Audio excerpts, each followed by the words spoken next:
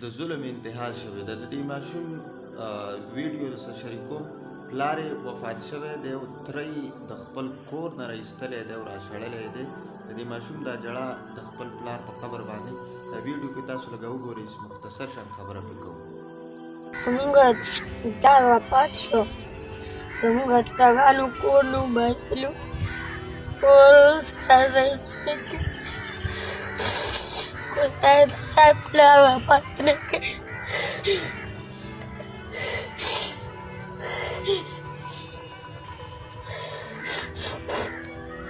خدای د بې پلار رانه کړي.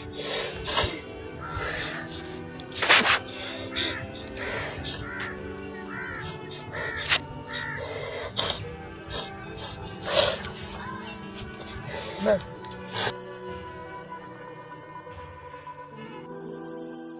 ویډیو کې تاسو وکتل د ماشومه ژړا او فریاد هم تاسو واورېدله چې د پلار د قبر خواته ولاړ دی. هغه دا وایي چې زما پلار وفات شو، زه خپل تره د کور نه راوشړل.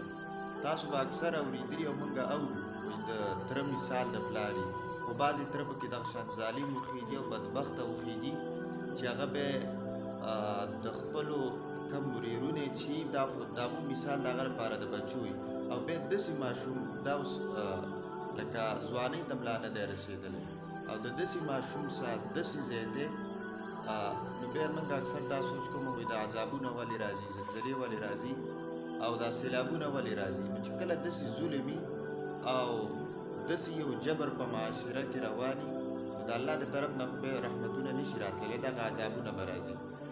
نن سبا هر سړی د خپل وس مطابق ظالم دی، د یو حکمران نه والا د یو چپړاسي د کلرک او د یو دکاندار او د مزدورکار پورې هر سړی په خپله شعبه کې ظلم کوي.